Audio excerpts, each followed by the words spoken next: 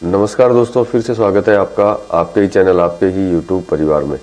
आज वापस बड़ी इलायची की बात करेंगे क्योंकि सिलीगुड़ी जो है तेजी की तरफ चल रही है। गुवाहाटी तो नो डाउट पहले से ही चल रहा था, गुवाहाटी में तो कोई दिक्कत थी नहीं, लेकिन प्रेजेंट टाइम में सिलीगुड़ी भी जो है अच्छी रफ्तार जो है कंटिन्यू पकड़ते हुए जा रही है और आगे भी ऐसा लगता है कि जो सिलीगुड़ी जो है इसी रफ्तार के अंदर आगे की तरफ चलती हुई जाएगी और आशा यही करते हैं कि आगे भी तेजी की तरफ रहे। बाकी देखिए, भारत के मोटा मोटी सभी मार्केट जो है तेजी के अंदर ही चल रहे हैं और आशा उनके लिए भी यही आशा करते हैं कि वो आगे तेजी में रहे। और थोड़ी तेजी मंदी की और साथ में एक्सपोर्ट की, डोमेस्टिक मांग की भी बात कर लेंगे दोस्तों। लेकिन चैनल पर नए दोस्तों, चैनल को सब्सक्राइब जरूर कर लीजिएगा और वीडियो पसंद आए तो लाइक करना मत भूलिएगा। तो देखिए, सबसे पहले सिलीगुड़ी की बात करते हैं, तेजी की बात करते हैं। तो सिलीगुड़ी जो है यूं समझ सकते हैं 1450 के करीब क्रॉस हो चुका है। आपको भाव बता देंगे सिलीगुड़ी का, पहले सिलीगुड़ी पर चर्चा कर लेते हैं। तो सिलीगुड़ी में आपको पता है कि बहुत लंबे टाइम तक जो है वहां पे किसी भी तरह का कोई भी व्यापारी जो है भाव वगैरह नहीं दे रहा था। तो अभी वापस भाव खुलने चालू हुए हैं और भाव आने भी चालू हुए हैं। लेकिन अच्छी बात यही है कि तेजी की तरफ भाव में किसी भी भाव के अंदर गिरावट देखने को नहीं मिल रही है। तो देखिए, सबसे बड़ी चीज तो यह है कि गिरावट मिलेगी भी कैसे, क्योंकि जब खरीदारी ही इतनी तेजी के अंदर हो रही हो तो गिरावट देखने को इसमें मिलने का कोई जो है चांस जो है इसके अंदर बैठता नहीं है और आगे सिलीगुड़ी कंटिन्यू तेजी रहेगी।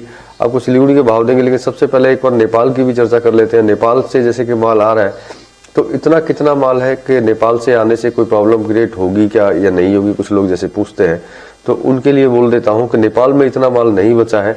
अब जितना माल बचा है वो भारत के अंदर ही है। नेपाल में यूं समझ सकते हैं कि अगर 10% माल भी अगर वहां मिल जाता है तो बहुत बड़ी बात है।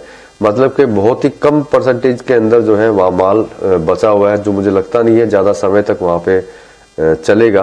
तो मतलब धीरे धीरे जो है नेपाल भी जो है फिनिश होने के कगार के ऊपर आ चुका है। उसके बाद में जो बचेगा वो अपने भारत की भारतीय मंडियों में ही बचेगा, चाहे वो सिलीगुड़ी में हो या फिर गुवाहाटी में हो या फिर किसी और मंडियों के अंदर जिन्होंने माल लेकर के रखा हुआ है, बस वही माल चलने वाला है। तो इसे एक अंदाजा तो आप लगा ही सकते हैं कि इसमें हम लोग मंदी की आशा बिल्कुल भी नहीं कर सकते हैं। लेकिन हाँ, मंदी के लिए आप लोगों को बोला जा सकता है या फिर पैनिक किया जा सकता है आपको कि हाँ भाई इसमें मंदी आ जाएगी, ये 1000 रुपए चला जाएगा। लेकिन अगर सिचुएशन को देखते हैं, चाहे नेपाल की सिचुएशन देखें या फिर आसाम की देखें या सिलीगुड़ी की देखें, तो उस सिचुएशन के अंदर कहीं से भी ऐसा नजर नहीं आता है कि जिसमें हम लोग ये बात बोल सके कि इलायची में जो है मंदी आ सकती है। करेक्शन देखिए इसके अंदर बनता है, महंगा आइटम हो चुका है, सस्ते नीचे से ऊपर तक आया है, तो करेक्शन इसके अंदर कंटिन्यू आ सकते हैं। लेकिन मंदी देखने को इसके अंदर प्रेजेंट टाइम में मुझे तो कहीं दिखाई नहीं देती है। और आपको अगर दिखाई देती हो तो वीडियो में कमेंट्स करके जरूर बताइएगा कि हाँ जी आपको मंदी दिखाई देती है, इसका कारण ये है। तो देखिए, मंदी से आप घबराने की जरूरत आपको बिल्कुल भी नहीं है। और जिनके पास हाजिर का माल है, जिन्होंने हाजिर में लेके रखा हुआ है, उनको तो वैसे भी कुछ सोचने की जरूरत बिल्कुल भी नहीं है। अब कुछ कमेंट्स के लिए बात करते हैं। कुछ कमेंट्स आए थे जिन्होंने लिखा था कि मैं ग्वालियर को बदनाम करते रहता हूं। तो देखिए, मैं ग्वालियर को बदनाम नहीं करता, मैं ग्वालियर की जो हकीकत होती है वो बताता हूं। जो भी वो करता है, जिस हिसाब से वो करता है, तो उस हिसाब को मैं क्या है पूरे मतलब एक तरीके से आपको समझाता हूं और आपको बताता हूं। अगर उस चीज को अगर बदनामी बोलते हैं, सही चीज को बताना, तो भाई फिर मैं हो सकता है बदनामी कर रहा हूं। क्योंकि देखिए, अगर सिलीगुड़ी या गुवाहाटी में भी कोई उस तरह का कोई काम करता है तो मैं तो उनको भी बोल देता हूं, तो ग्वालियर भी कुछ नहीं है। अगर वो जिस हिसाब से काम कर रहा है उस हिसाब को अगर मैं आपको एक मतलब विवरण के साथ में अगर मैं आपको बताता हूँ, उससे अगर आपको ये लगता है कि मैं ग्वालियर को बदनाम करता हूँ, तो मैं ग्वालियर को बदनाम नहीं करता। क्यों बदनाम करूंगा? क्योंकि वो भी तो इलायची ही बेचता है। फर्क कितना है कि वो कागजों में बेचता है और 100 बैग के 1000 बैग बेचता है और 1000 बैग बेच करके फिर रेटों को अप एंड डाउन कंटिन्यू करता है। तो ये विवरण था उसका। तो ये विवरण अगर मैं बताता हूं तो कोई मुझे ये लिख करके बता दे कमेंट्स के अंदर कि ये मेरा विवरण जो है बिल्कुल गलत है और मैं ग्वालियर को जो है बदनाम कर रहा हूं। क्योंकि जो जैसा काम करता है वैसा ही बताना अगर बदनामी होती है, तो मुझे नहीं पता बदनामी होती है या फिर नहीं होती है। क्योंकि वहां जिस तरीके का काम होता है वही तरीका जो है मैं हर वीडियो में बोलता हूँ। और माल जब सस्ता होता है, ग्वालियर जैसे भारत में हर जगह के ऊपर जो है आज की डेट में भी रेट ज्यादा है, लेकिन ग्वालियर में आज भी रेट अगर कम है और मैं अगर किसी व्यापारी को ये बात बोल देता हूं कि जाओ भाई ग्वालियर से माल खरीद लो, वहां सस्ता मिल रहा है, और वो लोग आपको माल दे देंगे, तो इसमें मेरे हिसाब से तो कोई बदनामी वाली बात नहीं है। मैं तो यहाँ वीडियो में बैठ करके उनके पास जो है बायर भेजता हूँ जिससे कि उनकी दुकानदारी और अच्छी हो जाए।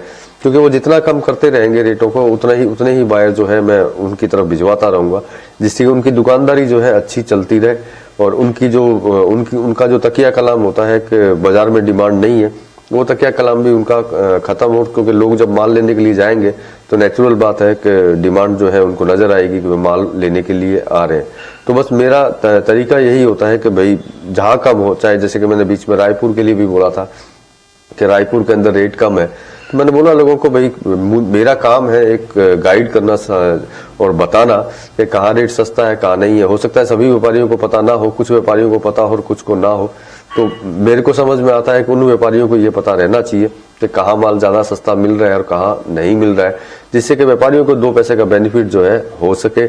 इसीलिए मैं बोलता हूँ कि अगर ग्वालियर में सस्ता अगर आपको दिखाई देता है तो ग्वालियर से खरीद लीजिए, और रायपुर में पहले सस्ता दिखाई दे रहा था, अगर अभी भी सस्ता दिखाई देता है तो अभी भी रायपुर से माल जरूर लीजिए।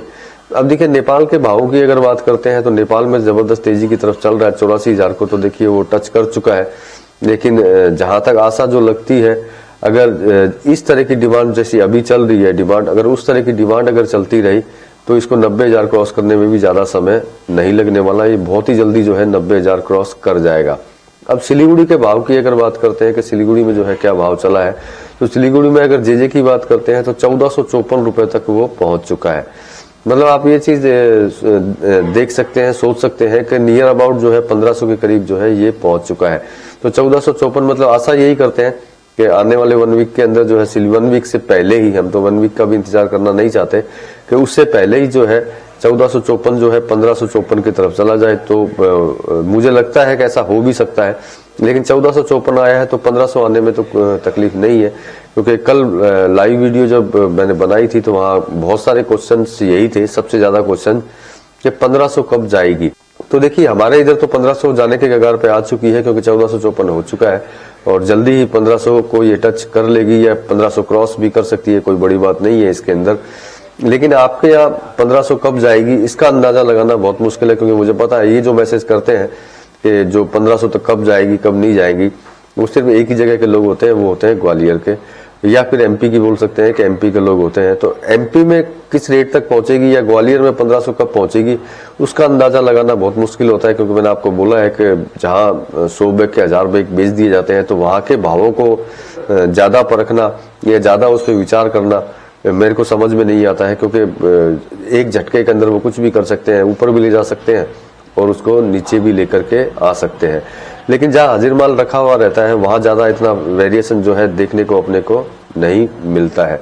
तो मतलब सिलीगुड़ी के भाव मैंने आपको बता ही दिए। अब सबसे बड़ी बात है एक्स्ट्रा बोल्ट के बारे में बात नहीं करता हूं, तो एक्स्ट्रा बोल्ट के अंदर भी कंटिन्यू जो है तेजी देखने को मिल रही है। अगर एक्स्ट्रा बोल्ट के भाव की अगर बात करते हैं तो 1627 रुपए सिलीगुड़ी में चल रहा है। और देखिए आज जो है गुवाहाटी का भाव नहीं आया, लेकिन कल का जो भाव था उनका वो 1401 रुपए था। तो मतलब वो भी सिलीगुड़ी गुवाहाटी भी जो है वो जो है 1400 को क्रॉस कर चुकी है।